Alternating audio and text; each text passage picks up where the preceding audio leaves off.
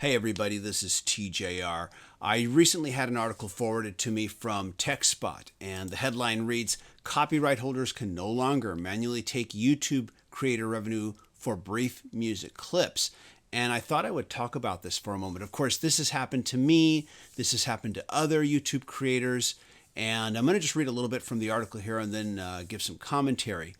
After years of dealing with false or allegedly unfair copyright strikes, content ID claims, and seemingly arbitrary demonetization, YouTube creators are finally beginning to receive some relief from the platform. Recently, YouTube began to test a pilot program that lets demonetized creators get their earnings switched back on. And now the company is taking further steps to help creators by curbing the aggressive use of the content ID systems by copyright holders. Now, this, of course, is a problem. It is something that I've had to deal with. If you watched my recent 4 songs that sounds like the Beatles video, I was given little choice but then to just have to remove a clip from the XTC song The Lovin' off of my video. My good buddy and I, Robert Kinsler, host a regular feature on this channel called Music Worth Buying, where we review new releases. We always like to play very short clips from the albums we're talking about, so you can just have a chance to get a sense for what the album is like. And more, we are finding those clips being flagged, and in some cases, we've had no choice but to remove the clips. Go back to the article now. Naturally, this is a controversial system. Many YouTubers have had their revenue swiped for including just a few seconds of a copyright holder's content. In some rarer cases, YouTubers report that they've received content ID claims for merely singing or speaking some song lyrics.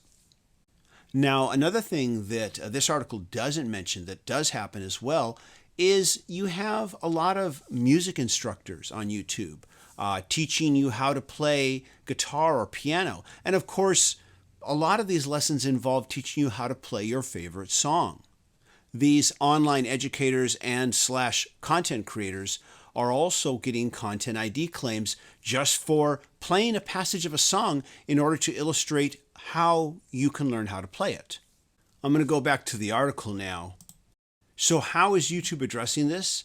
As their announcement blog post states, the company will block copyright holders from using the manual claim content ID tool to monetize entire videos that contain very short or unintentional uses of music. An example of unintentional use could be a video blogger recording a clip in a store where the music is playing in the background.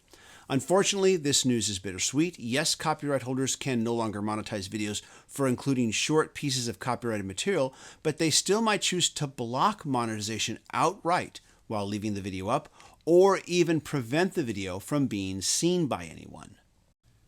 So yes, I would agree with the assumption that this is bittersweet, but I think it is a step in the right direction. And I think that hopefully it will curb a lot of content ID claimers who are just being overtly aggressive, and they're looking for unfair advantages and ways to monetize the work of others who are within the boundaries of what is fair use.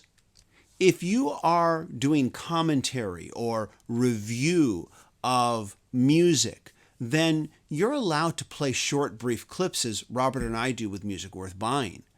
The boundaries for fair use within a review are roughly 30 seconds, and just as a precautionary measure, since I edit those shows, I always make sure those clips fall under 25 seconds or less unless I get specific permission to play a longer clip. And I will add that getting permission from a copyright holder is very difficult to do, as there's no real mechanism in place to be able to effectively reach them in a reasonable period of time. So usually when I do get permission, it's from an independent artist that's much easier to reach. And by the way, when Robert and I want to do a review of an album by an independent artist, their response is usually, yeah, play as much as you like, play the whole album. My recent experience with my 4 songs that sound like the Beatles video also falls within fair use. I'm making commentary. I am, to a certain extent, educating as I'm discussing what musical aspects of those songs sound Beatle-esque like and why. What is it about their composition that makes them sound that way? But I'll tell you, even though I knew I was falling within the realm of fair use, I knew, of course, that I could get a content ID claim. And I actually did create a version of the video without any musical clips at all, just to see how it played. And to be honest, it just didn't have the right level of excitement. The clips were really necessary to illustrate the point. So I took the gamble and I used the clips. Going back to the article now and the possibility that more content creators might now start blocking videos since they can't monetize it, I'm just going to read the following. YouTube is aware of this possibility. We acknowledge that these changes may result in more blocked content in the near term, but we feel this is an important step towards striking the right balance over the long term, the company stated.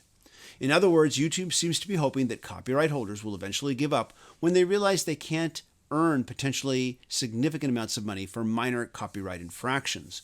Only time will tell whether or not that gambit will pay off. For the sake of creators everywhere, we hope this decision doesn't backfire. Of course, it's worth noting that creators can still dispute content ID claims if they so choose. So yeah, there is the possibility that a lot of the copyright holders who do content ID claims could get vindictive and start just blocking videos altogether. But after reading this, I really feel like YouTube is more on our side, more on the side of the content creators, especially those of us who aren't just ripping off copyright holders. We're not just simply taking someone else's material and just posting it up there and trying to make money from it. We are being transformative.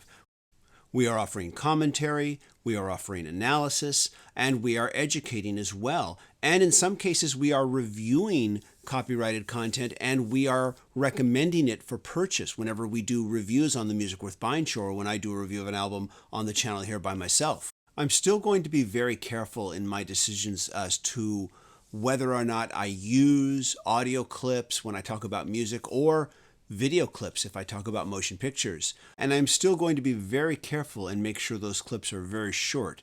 But I do feel a little bit better now, and I do feel that hopefully this is a first step towards a more fair YouTube for all of us. This is TJR. Those are my thoughts, and let me know what you think. I'm looking forward to hearing what you have to say in the comments. Take care, everybody. Bye-bye.